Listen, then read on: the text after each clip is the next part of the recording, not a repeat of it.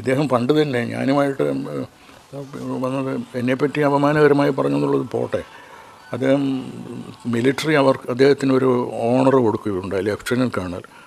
ആ യൂണിഫോം ഇട്ടുകൊണ്ട് അദ്ദേഹം മലബാർ ഗോൾഡിൻ്റെ പരസ്യത്തിൽ നിന്നു.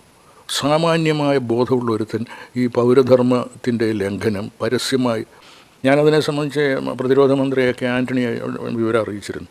അതവിടെ എവിടെയോ കിടക്കുന്നുണ്ട്. ഇപ്പോഴും അങ്ങനെ ചെയ്ത ഒരു മനുഷ്യൻ ഇപ്പോൾ ആദായ നികുതി വെട്ടിപ്പ് നടത്തിയിരിക്കുന്നു എന്ന് പറയുമ്പം പ്രതിരോധ മന്ത്രിക്ക് ഈ ബഹുമതി നിലനിർത്താൻ സാധിക്കുമോ എന്നുള്ള കാര്യം എ.കെ. ആൻ്റണിയും ചിന്തിക്കേണ്ടതാണ്. നമ്മൾ ദേശീയ ബഹുമതികൾ ഇത്തരത്തിൽ അനർഹരും അനഭിമതരും ജനങ്ങൾ വെറുക്കുന്നവരുമായ ആളുകൾ, ഇപ്പോഴും എനിക്കറിയാം ആളുകൾ മുഴുവൻ ഫോണിലൂടെ ഇങ്ങനെ പറയുന്ന അവർ മുഴുവൻ ഇവർക്കെതിരാണ്.